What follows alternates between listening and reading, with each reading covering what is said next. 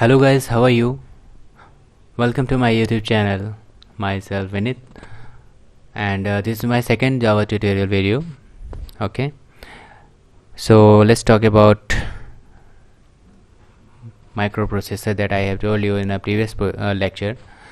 That is MLL, that is machine level language in the form of zeros and ones, ALL in the alphabetical order, HLL in the form of symbols plus minus. That's what I've told you about in my previous lecture. Let's come about Java. In 1992, it was invented. Firstly, it was named as OAK. It was invented at Sun Microsystem by Green Team. Actually, Green Team was a project of 11 people, in which James Gosling was the leader of that team, and he invented Java at that time. Why Java was popular at that time? What's the benefit of Java? Actually, what happened? Other languages were there, but that was not portable. Portable, it means you can directly you can directly run any program on your system. If you have written on your system, if you have written program on your system, you can directly run it. But if you want to run that program on another system, you are most welcome. You can. So it was the best achievement that that was included in Java. Second thing is Java is freely downloadable. You can freely download the Java JDK from the internet. And third one is open source. Means at that time, what happened? People who are not the employee of Sun Microsystem can also add the features in Java language, like encapsulation is given by other person, polymorphism is given by other person. These are the features you will come to know. So these all are added by other persons who are not the part of Sun Microsystem. So at that time Java was open source. What happened later? In Java, what happened? In 2010, Oracle bought the Java from Sun Microsystem. Now, Oracle is a company who is working on Java. Now Java is also portable. Java is also freely downloadable, but Java is not open source. Java is a closed source. Now it means if you are not the employee of Oracle, you cannot add any feature in the Java. That is what in today life. Okay, so version of Java, if I talk about, then you can see, if you want to note, you can note. These are the versions. Kestrel, this it was the name of the bird. And okay, if you want to note, you can note it by pausing my video. Java 8, which you can use, is the latest version. Name is Spider. Actually I am using Java 7, that is Dolphin. You can use Java 8, Java 7 as well, whatever you want to do. Java 9 is to be released soon. Okay, now come to about memory. Actually you guys are thinking about I am not starting Java, because you know why? Because memory, microprocessor is a basic things that you should know. Okay, so first of all, what happened? Microprocessor I have told you about. Now come to RAM. As you know, RAM is very important part which provide us efficiency. Advantage of RAM is it's a fast. It is used to execute a program. Firstly, when you write anything, the process is going on the RAM, so RAM is a fast. Size is very less. And disadvantage is that if you want to buy this in a market, it's very expensive. Fourth thing is it's volatile. Okay, it means whatever you will write whatever you will write, if you power off, your everything is gonna delete it. Okay. Second thing is hard disk. Hard disk is also known as secondary memory. Advantage of hard disk is it's inexpensive, means you can easily bought it, you can easily buy it, and it's a non-volatile, means if you are writing anything, it will be safe if you shut down also, and if you open your system, you can your data will be safe.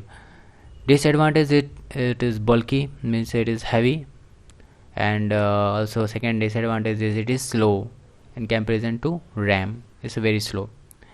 Why RAM is called primary memory? Because RAM is the memory, random access memory, which is firstly converted to microprocessor. That's why it is called my primary. It is firstly converted to firstly connected to microprocessor. That's why it's called my primary memory. And hard disk is second memory, which is converted, which is connected to microprocessor. That's why it's called secondary memory. In microprocessor, there are various registers present. You can see. So there are our 4 expectation, that is fast. 4 expectation for about memory. Our memory should be fast to execute our program. It should be inexpensive so that we can easily buy it. It should be compact, means less size. It should not be heavy. And fourth one is it's non-volatile. Whatever we want to do, we can write. If system is shut down, then and if you again on your system, data should be present, so it should be non-volatile. Fourth thing which is expected from us. So hard disk, if I talk about hard disk, requires a hard disk is required for two things, that is non-volatile and inexpensive. That's why hard disk is required. RAM, which gives us the facility of fast and compact. So in this way, hard disk as well as RAM, both are required for us. Okay. How portability achieved in Java? How portability achieved in Java, that you should know. Okay. So you can see here, this is a Java program. How it is compiled? You write the Java program. There's a Java compiler who convert the Java program into bytecode. Now there's also one software, that is JVM, Java Virtual Machine, which convert the bytecode into machine level language. And your system, your operating system, that is DOS, I have used DOS, or your system, you can say, easily understand the machine level language, so that your program could be executed easily. Okay. So this is how your program is compiled.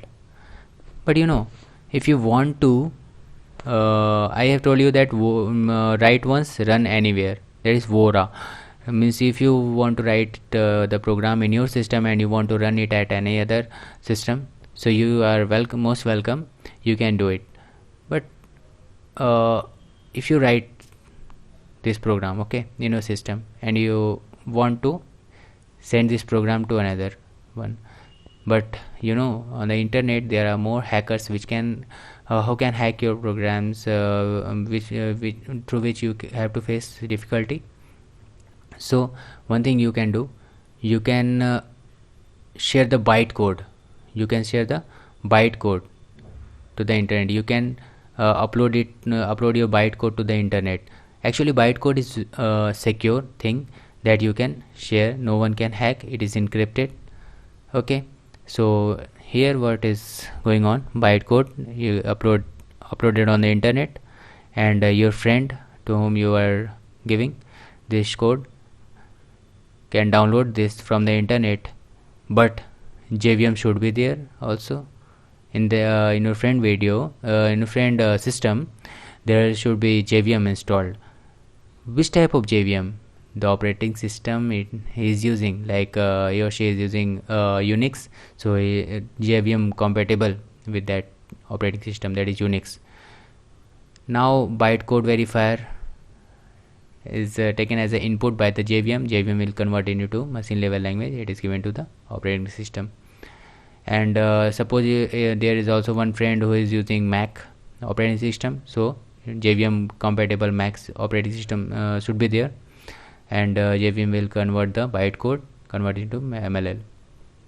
Like any other friend who is using DOS operating system can easily should have JVM compatible operating system. So after that, JVM will take the bytecode and convert it into machine level language. That is how the portability achieved in Java. Write once, run anywhere. This is all about portability. Okay, in my next tutorial I will proceed on. So if you like my video, if you understand the whole thing, you can subscribe my channel, you can like it and share it with your friend who can also get the good knowledge of Java. Thank you for watching it.